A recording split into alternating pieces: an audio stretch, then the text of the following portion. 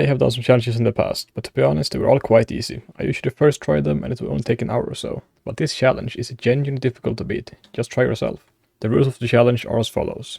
No sprinting, no jumping, no armor, no shields, nothing with added attack damage. This includes a sword, axe, pickaxe, shovel, and a hoe. Oh, and also the entire thing is played on half a hardcore mode.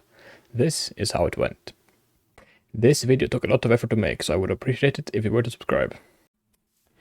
I spawned in on top of a forest. This was great, since I would need an absurd amount of wood to get slabs, which in turn lets me scale blocks without jumping. Using the tree, I made a couple of stacks of slabs and saved some for future problems. My next goal was to find a village, and it happened to be one not too far away. Other Minecraft tryhards might be able to see that that is a Fletcher's house. A Fletcher is great in multiple ways.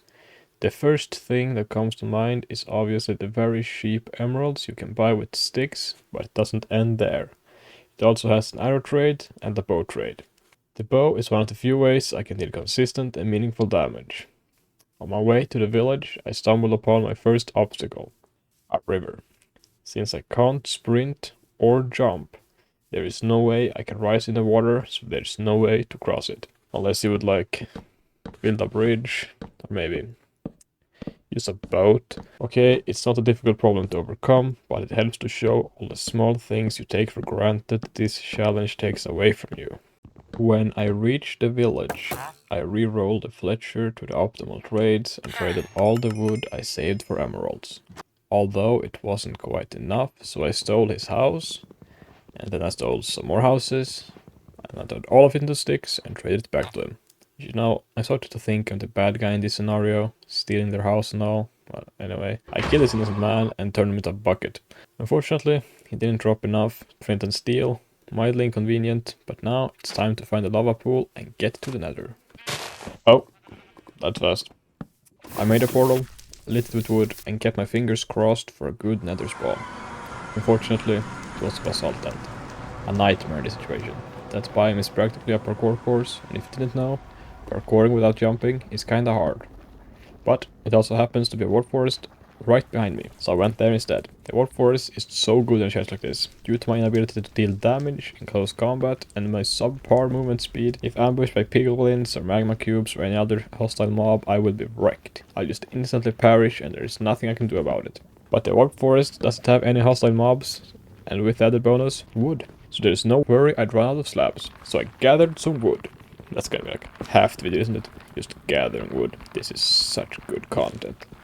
After that, I had enough resources to take on the fortress. I just had to find one.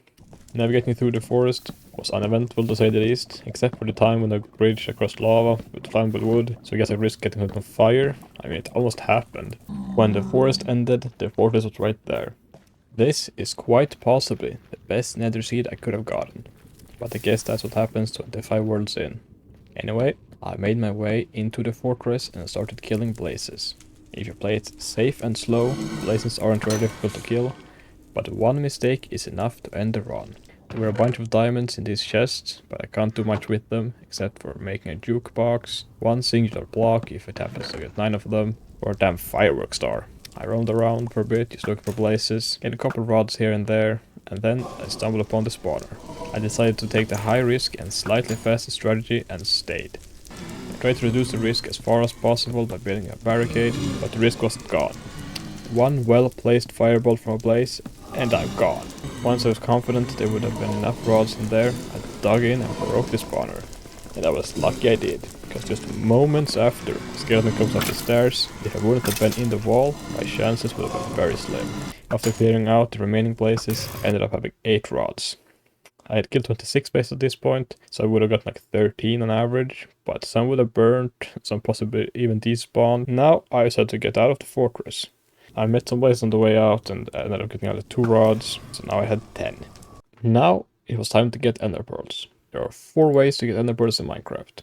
The first is from loot chests, in either a stronghold or in the fake portal room inside of a woodland mansion. But since I need the pearls to get to the stronghold, getting the pearls from the stronghold doesn't really work, and woodland mansions are very rare and unbelievably dangerous in a challenge like this, so that doesn't work either. The second way is to barter with piglins. but you will need 61 ingots on average to get 12 pearls. And if I want extra, it will increase to 77. And I don't have any tools. And I really don't like going close to something that outruns me or will shoot me to bother with them. That leaves the two things I feel could work, killing Enderman or trading with a cleric. Out of those two, I chose trading. It's less risky, it will barely be slower since killing Enderman with your fist will take so long. And also, you might remember this from the start, that is a Fletcher's house. A Fletcher is great in multiple ways. That wasn't true. A fletching table is very cheap to craft. The real thing that's great about this village is the church, where the cleric works. A brewing stand is surprisingly hard to get your hands on. Yes, I do have blaze rods for days, but getting stone would require a creeper or some other kind of explosion. When I got back to the village, I continued my villain arc, and I took all the jobs in town until someone became desperate enough to become a cleric. Buying ender pearls is expensive. The required amount of wood to buy 12 ender pearls equates to 240 logs, not counting the leveling up process. After removing all the structural support of everyone's houses in the town, I turned it to sticks, and now these poor villagers have no houses with stacks upon stacks of sticks. But I was able to level up the cleric to expert. But an expert level cleric doesn't always give you ender pearls. There's a 1 in 3 chance it doesn't. I got it. I mean, that music wasn't necessary at all. There's just a 66% chance that happened. Now, it's time for, you guessed it, cutting down more wood. At least the cleric has a discount, so it's cheaper now. After a while, I traded enough for 15 pearls, and after buying a couple more arrows and a backup bow, it was time to find the stronghold. Full transparency. I used the Ninja Brain calculator for triangulating the stronghold, but since it's allowed in speedruns, I figured it would be fine. And if you don't agree, thanks for the watch time. Taking this walk was painful. It's so slow and I wish I could have used these horses, but instead I got diamonds. You had the same chance of getting 1 diamond as you getting a saddle. But I got 7 diamonds and no saddles. I found the location of the stronghold and dug down. It took a while, but I got all the way down and I had a grinding committee. Keyword, had. I walked around and after finding a dead end at every corner, I dug through the wall, which I have to say is just a stupid and unintuitive design. Why do things generate behind the walls? Just down the stairs, I heard a silverfish, which meant a portal, so I went down, and who would have guessed it? There it was. In the end, I bridged up, and unfortunately, I can't one cycle for 2 reasons. 1, I would die, and 2, I'm bad at the game. So the crystals had to be removed. I started shooting the crystals. I shot some more crystals, I punched the dragon, and I shot some more crystals. Why did I punch the dragon when it deals almost no damage and she still has crystals? Why not just shoot the crystal? Well, this is because of the dragon's charge attack.